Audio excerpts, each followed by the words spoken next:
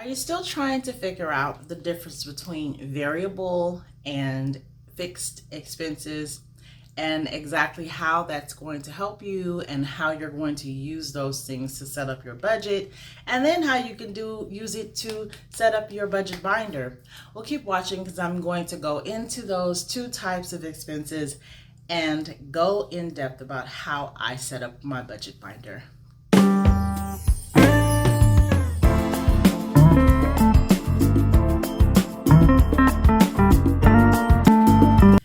Hi there guys, and thanks for joining me at the Financial Spotlight. I'm Chantrell and I'm here to give you financial tips and tricks that are going to help you on your road to know your money. If you are new here, welcome. And if you are already a part of the Financial Spotlight family, thank you guys for joining me again today. Now make sure if you're not a part of the family to go ahead and subscribe and hit the notification bell so that you know exactly when I am posting and when I am putting up all of this content for you. It is free.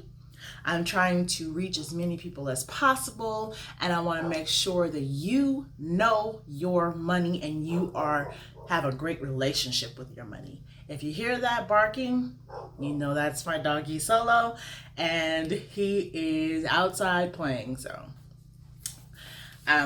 let's get into variable expenses versus fixed expenses. So this is my budget binder, and I know you've seen it on a few videos if you've been watching, and you know that I put all of the money in here, separate them into the different envelopes and all of that. So let's talk a little bit more about that and how budgeting can be managed by knowing exactly which types of expenses you have and what you're going to do with them and where you're going to put them. So a variable expense, let's talk about fixed expenses. A fixed expense is just that, fixed. So it does not fluctuate. It doesn't change. So a fixed expense will be something like your rent or your mortgage every single month. That does not change throughout the months. Sometimes landlords, if you're renting, landlords will increase your monthly rent. Sometimes if you are an owner and you have a mortgage and you're able to refinance, you can lower your monthly mortgage. But for the most part, it doesn't change from month to month. So that is a fixed income. Something else that doesn't usually change from month to month is like your cell phone bill. Your car note. That does not change from month to month. In some situations, you might have a steady cable bill or internet bill. Those are fixed expenses. They do not change. They do not fluctuate. Tuition. So if your child goes to a private school or if you're paying for college, those don't change. Those remain the same. Car insurance. Life insurance, medical insurance, all of these things stay the same every single month. Whether you pay them or not, they do not change. They don't, the amount doesn't change. Now, variable expenses are the expenses that vary.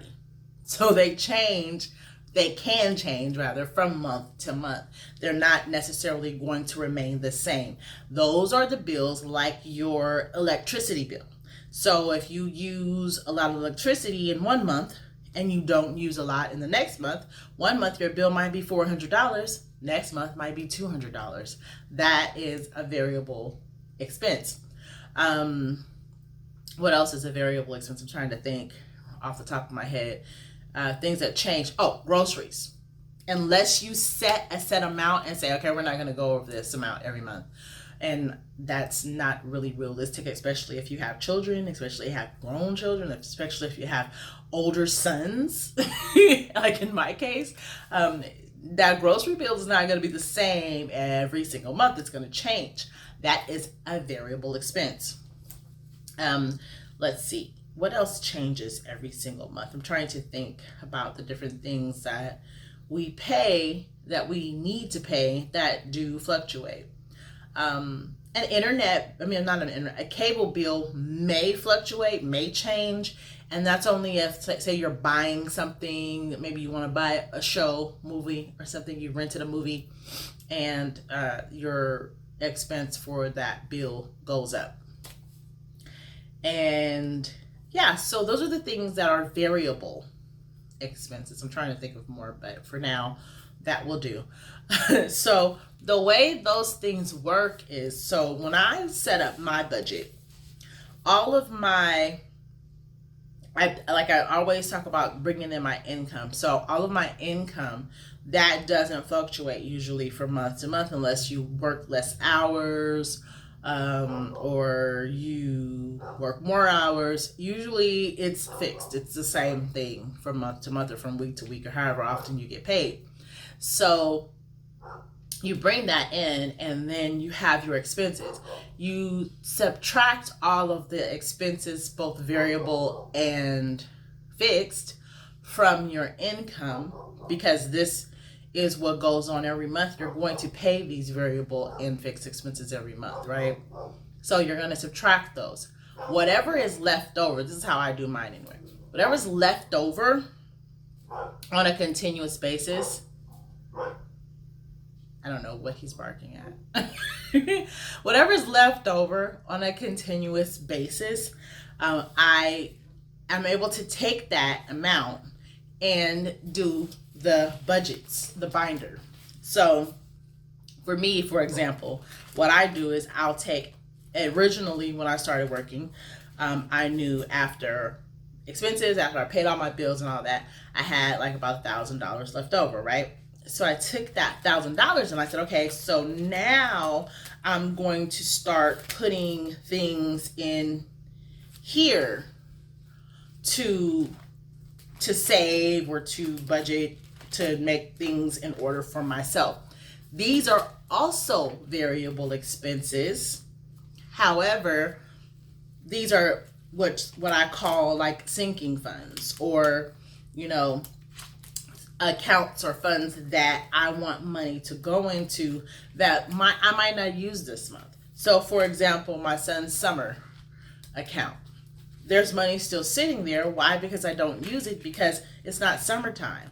When summer rolls around, I should have a good amount of money in there to pay for his summer camp or whatever he wants to do in the summertime. The same thing goes for Christmas. Well, it's almost Christmas, but there's money still sitting there because I haven't taken the money out. These things are still expenses, but they're more of like a way to make sure that you have your money allocated or going to the different places that you want it to go based on the amount that you've set for that particular item. So like I said, every month I said I'm going to now put, before when I first started out the budgeting, I was putting $150 into my son's summer account or folder. But now things have changed, right? So now I said, okay, I'm going to start putting $50 in there. So I say that to say, when you set a budget, it's not necessarily set in stone. You can make adjustments to it based on what's going on in your life, right? So for example, your income's going to stay the same. Your fixed expenses and most of your variable expenses are going to stay the same. But whatever you put into your budget binder does not necessarily have to remain the same. It can increase, it can decrease. You can change from one envelope to the next. So like I said, I decreased the summer envelope, but I increased the Christmas envelope. So at one time, I was putting $50 in there. Now I'm putting $150 in there. So that's the thing. You can make changes based on what's going on in your life. I also added a few more envelopes. I added some envelopes because I said, you know what, I'm going to start saving a certain amount for my older son.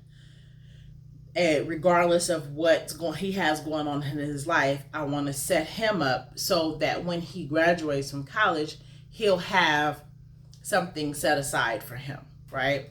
And it will have gained interest over time. He doesn't know that, but that's what I decided to do. So because I decided to do that, I had to change things around. I had to take money from one envelope and put it in another. So that's something that you can do. Don't be afraid to make changes. Don't be stuck on, I have to do it like this. This is how I said I was going to do it. And this is what I put. And this is, no, change. Change and make the changes that are necessary for your life. You do not have to do things like everyone else. This is you. This is your budget. This is your budget binder. This is your income that's coming in. And it's your expenses that are going out. Nobody knows what's going on with your money and your budget but you and your family. So make those changes for you. Don't go off of what I do. Don't go off of what these other people on here do, like specifically what they do. Do what's best for you. And maybe use our things as a guide to guide you where you need to be, or to, as okay, this looks like the way I want to set it up. So let me try to set it up like that. Fine. But don't get caught up in, I don't make that much income. Or, she put that much in there, I need to put that much too. No, you don't. Do what's best for you and your family. I make budget binders all the time with different types of words on the envelopes. One envelope I made the other day, she had guineas. So that means she wants to put money in away for her guinea pigs. She has one that says, what did it say? It said kiddos, but for your children. So you never know. People have different things that they want to put money for. Everybody doesn't always have a self-care envelope. I do, because I know that I need to maintain myself and take care of myself sometimes. Sometimes I need a massage. Sometimes I take that money and say, I'm taking myself out to lunch. So your budget and your budget binder, they want to be a part of the video. Your budget and your budget binder is for you. You need to set it up the way you want to set it up. If you don't have one yet, I'll put the link to this binder and the black one and the pink one down in the description box, and you can go ahead and get you one. Like I said before in another video, you don't have to have a binder to budget. You can use, what are these? Let's see, hold on. You can use these envelopes from the dollar store. You can use those and budget. Don't have an excuse. Don't make excuses. Just because you can't get this right now doesn't mean you can't use these. If you can't buy envelopes, use paper. Remember back in, when I was younger, in elementary school, we used to make envelopes out of paper. And we would fold it up in, I forgot how we folded it, but it doesn't matter. We used to make envelopes out of paper. So if you don't have the money to buy this, and you don't have the money to buy this, make your own. I know you got some paper at home. You got binder paper, whatever. Make your own envelopes. But do it, you guys. Do it today. Get control of your money starting today. You have to, because we are in these times and you don't know what's going to happen tomorrow. You need to have your money in order. You need to have a hold of it. You need to have control of it. So I hope this information helped you. If you have any questions, comments, or concerns, leave those in the comment section below. I will definitely respond to you. Thank you so much for watching. Make sure you join the Financial Spotlight family by subscribing. Have a good one. Bye.